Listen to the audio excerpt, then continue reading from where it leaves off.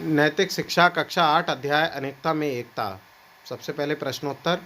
भारत किस गोलार्ध में स्थित है? तो उत्तर है भारत उत्तरी गोलार्ध में स्थित है। क्षेत्रफल की दृष्टि से भारत का विश्व में कौन सा स्थान है?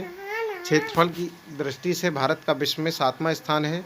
भारत किस महासागर के शीर्ष पर स्थित है? तो भारत हिंद महासागर के शीर्ष पर स्थित है। हमारे देश में किन किन धर्मों के लोग निवास करते हैं? हमारे देश में हिंदू, जैन, बौद्ध, इस्लाम तथा ईसाई आदि धर्मों के लोग निवास करते हैं। भारत की पवित्र नदी का नाम बताइए। तो भारत की पवित्र नदी का नाम गंगा है। अब आते हैं रिक्त स्थान। पहला है भौगोलिक दृष्टि से हमारे देश में अनेकों क्या हैं? विषमताएं हैं।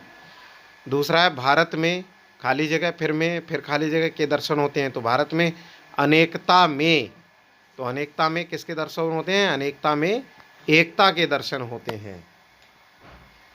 फिर है राष्ट्रीय एकता की भावना हमारा मूल क्या रहा है? मंत्र रहा है। हमारा मूल मंत्र रहा है।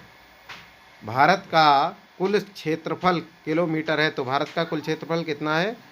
भारत का कुल क्षेत्रफल 32.8 किलोमीटर है। इसके बाद में आता है सही विकल्प। भारत की चौड़ाई पूर्व से पश्चिम तक कितनी है? 2900 किलोमीटर। जो ऑप्शन है उसमें 2900 किलोमीटर सही है। दूसरा है भारत का विश्व में स्थान है। तो भारत का विश्व में कौन सा स्थान है? 7वां स्थान है। फिर है भारत का क्षेत्रफल है। तो भारत का क्षेत्रफल कितना है? 32.8 लाख वर्ग किलोमीटर।